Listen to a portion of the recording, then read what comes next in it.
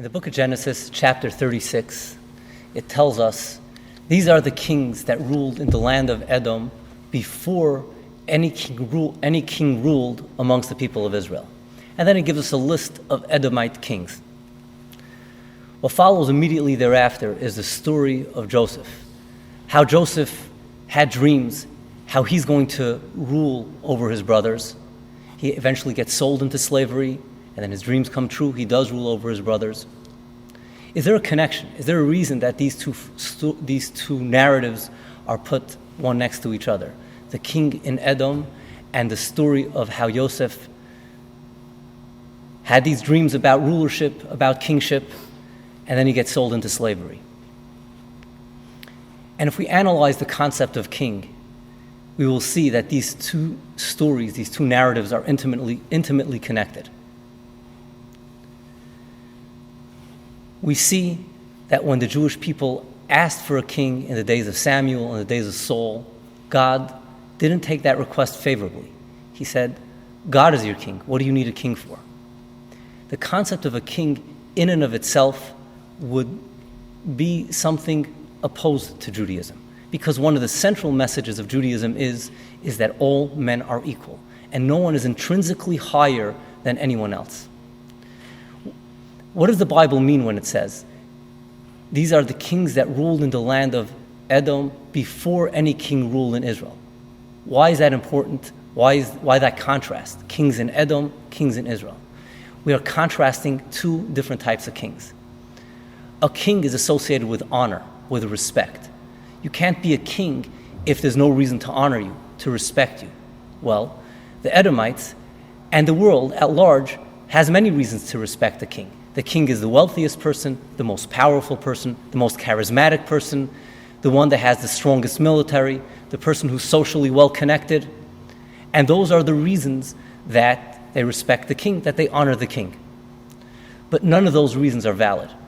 In fact, not only are those reasons not valid, but they are wrong. Very simple.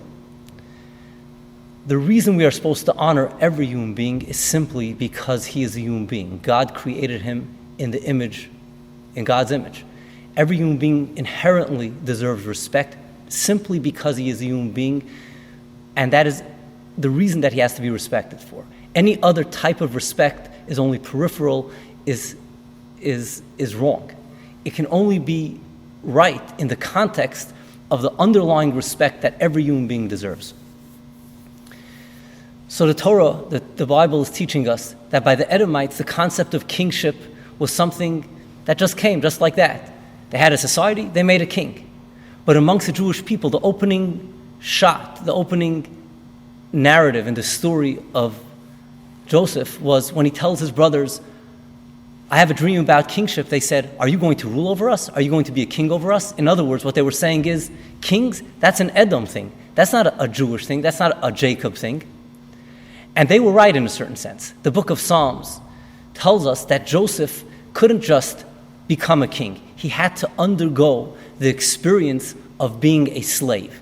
A slave is somebody who possesses none of the peripheral reasons why we would respect somebody. He has no power, he has no money, any money that he owns belongs to his master, he has no social connections, he has no social standing. The slave is the lowest person on the social ladder. But the slave possesses something which cannot be taken away from any human being, and that is his humanity.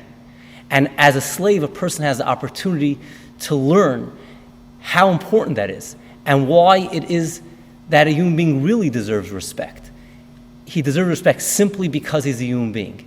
And Joseph had to undergo the experience of slavery, and the Jewish people as a whole had to undergo the experience of slavery in Egypt before they can have a king.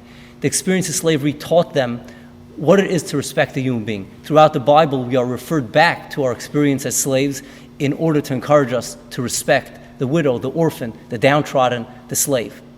The purpose of a king, according to the book of Proverbs, is to establish justice on earth.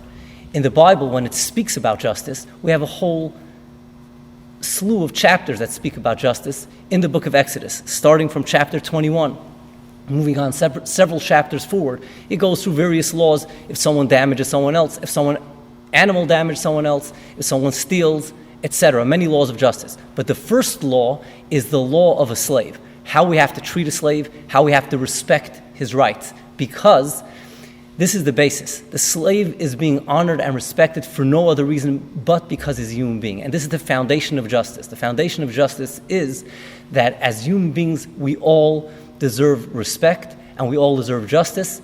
And we can't have any respect, any honor before that concept is internalized and we live that concept. And that's why the Jewish people had to undergo the experience of slavery, and Joseph had to undergo the experience of slavery before the Jewish people can have a king.